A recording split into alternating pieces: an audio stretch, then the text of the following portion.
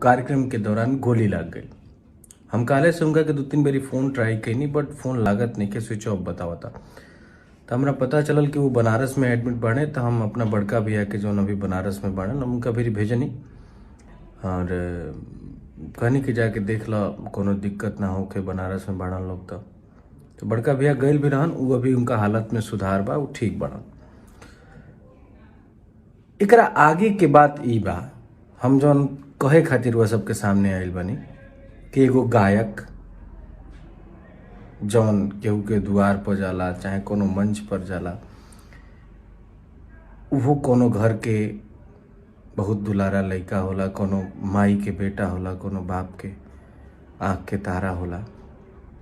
तो ऐसन कार्यक्रम के दौरान ऐसन मजाक उचित नहीं खे और ये सब बहुत गलत बात बा कि कार्यक्रम केहू गावता, केहू कौनो कलाकार होखे या वो गायक होखे या डांसर होखे, केहू के भी जिंदगी के साथ ऐसे खिलवाड़ ना होखे के चाहिए।